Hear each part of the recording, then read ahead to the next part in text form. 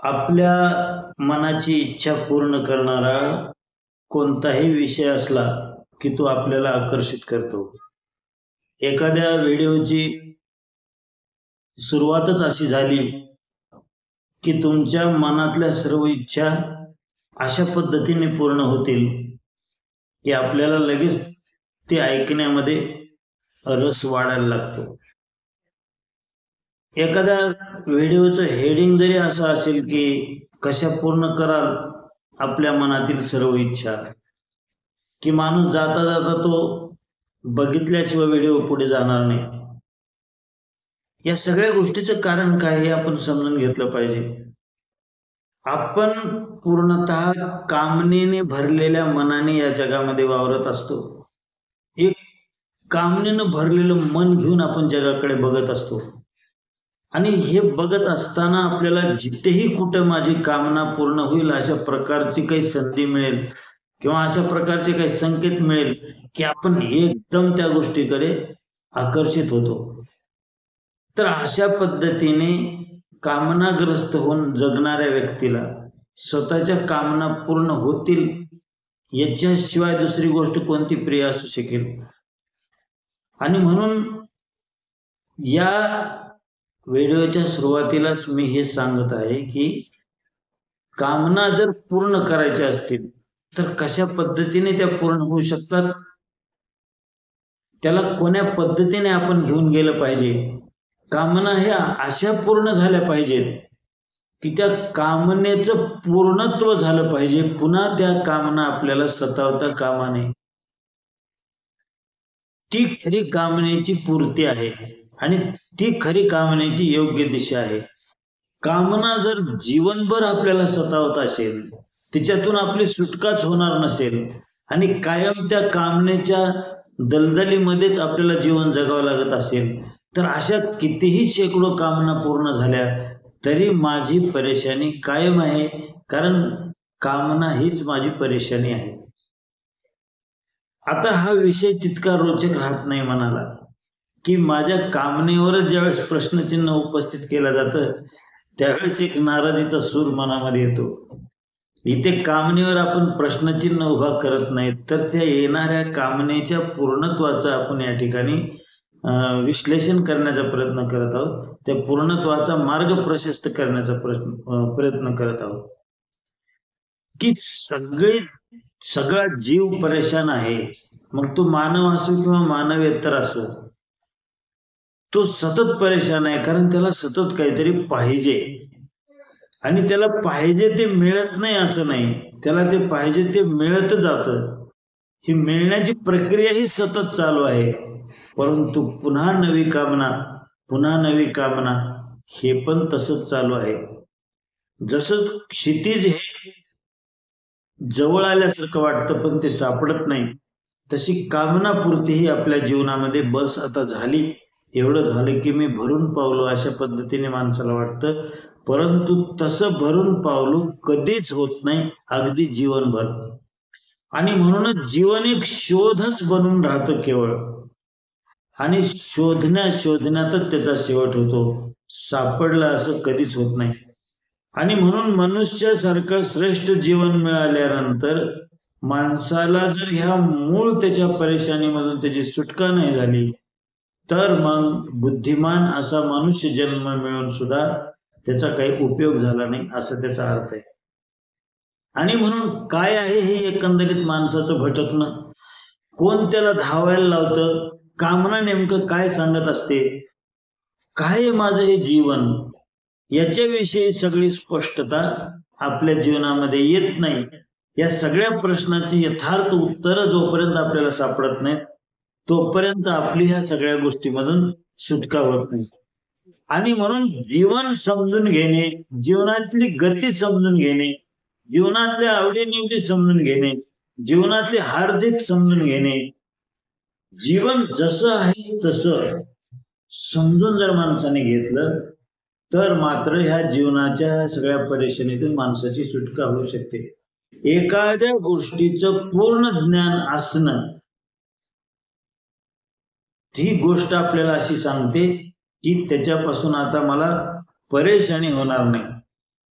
जसं एखादं यंत्र आपल्याकडे आहे आणि त्याचं पूर्ण दुरुस्ती आपण करू शकतो त्याला काहीही झाल्यानंतर, त्यावेळेस ते यंत्र चालवताना आपल्याला कोणत्याही प्रकारची शंका राहत नाही किंवा आपला आत्मविश्वास कमी होत नाही की काही झालं तरी मी समर्थ आहे याला दुरुस्त करायला. त्याचं पूर्ण ज्ञान मला आहे ना, मग त्याच्याविषयी काही शंका माझ्या मनामध्ये शिल्लक राहत नाही.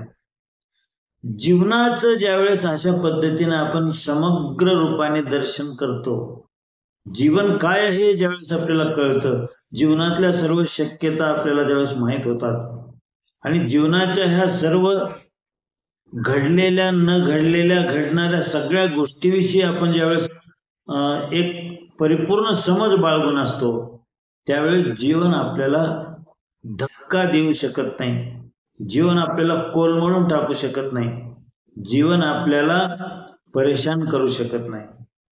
आणि म्हणून केवळ जीवनाच्या यथार्थ ज्ञानाने जीवनाच्या या संघर्षामध्ये स्थिरतेने माणसाला बसण्याची ताकद येऊ शकते आणि अशी जीवन झालेली आहे. म्हणून आपण पूर्व मूळ ठिकाणी येऊ की माणसाला ज्यावेळेस धावायचं असतंय तर ही एक कामना असते आतमध्ये आणि त्याला काहीतरी ती कामना पुढे उभी करते, कोण्याही रूपाने ती उभी राहू शकते. तर ती पूर्ण करण्यासाठी माणूस धावतो, ती पूर्ण झाल्यानंतर आणखीन पुन्हा दुसरी कामना उभी राहते. तर ज्यावेळेस आपण स्वतःकडे पाहू त्यावेळेस हे आपल्या लक्षात येतं.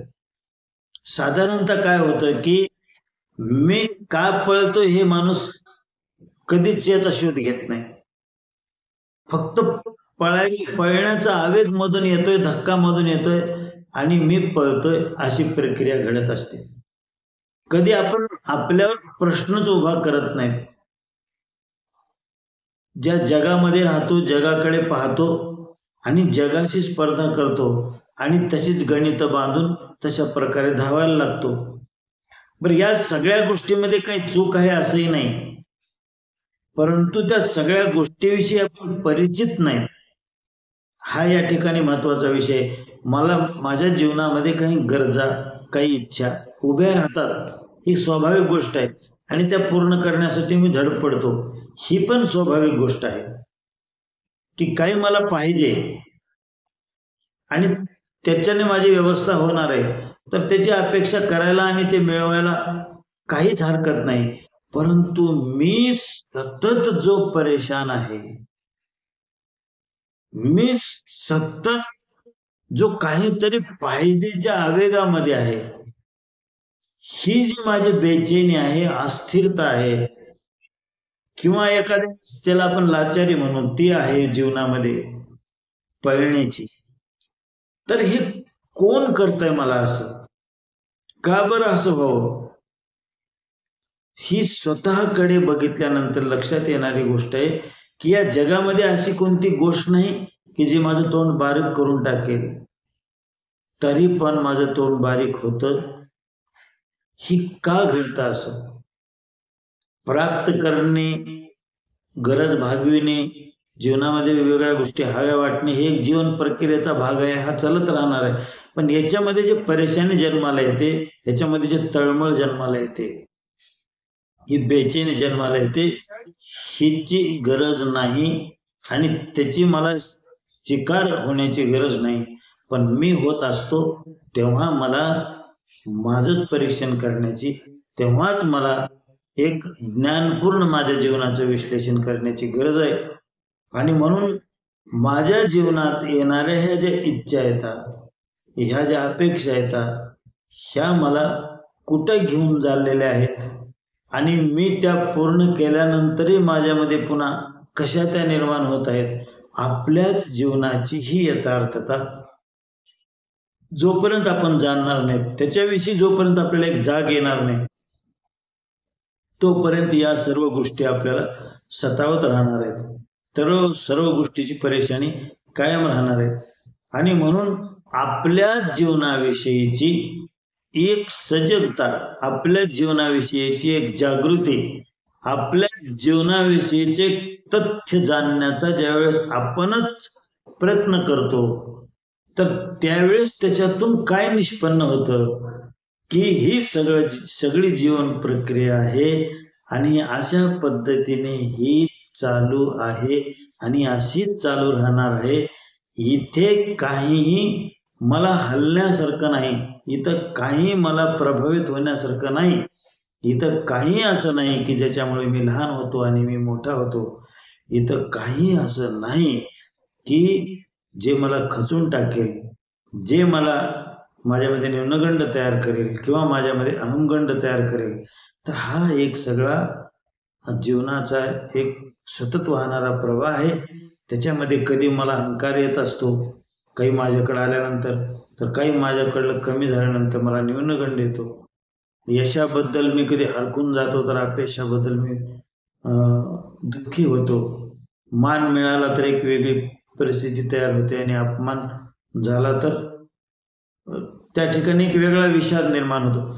तर हे जे सर्व काही आहे, हा माझा प्राकृतिक भाग जीवनामध्ये कधीच कमी होणार नाही असा आहे. हा सातत्याने चालत राहणार आहे. ही एक जीवन प्रक्रिया आहे. इथं सगळं असं घडतच असतं. परंतु ह्या सगळ्यामध्ये मला कासावीस होण्याची मुळीच गरज नाही. मला ह्या सगळ्या गोष्टी अशा बघाव्या लागतील की हो ठीक आहे, आता असं झालं तर थोडा वेळ असं राहणार आहे, पुन्हा पूर्वपदावर येणार आहे. पुन्हा असं झालं तर असं होईल, पुन्हा आणखीन पूर्वपदावर येणार आहे. क्षणिक बदल वेगवेगळ्या प्रकारचे जीवनात सातत्याने घडत आहेत, घडत होते आणि पुढेही घडत राहणार आहेत. या सगळ्याच्या मध्ये स्वतःला स्थिर ठेवण्याची आणि जीवनाकडे एका तटस्थ भूमिकेतून बघण्याची ज्यावेळेस आपल्याकडे कला येते, त्यावेळेस हे सगळं प्रभावित क्षेत्र आपण बघू शकतो आणि आपण स्वतः मात्र मध्ये अप्रभावित राहू शकतो. ही स्थिरता, ही शांतता ज्यावेळेस माणसाला प्राप्त होते, त्यावेळेस सगळ्यात मोठं धन जीवनामध्ये मिळालं असं माणूस म्हटल्या वाचून राहत नाही. आणि म्हणून हे सगळं साध्य होणार आहे स्वतःकडे पाहिल्याने. तेव्हा या प्रसंगी एवढंच बोलून मी थांबतो. धन्यवाद.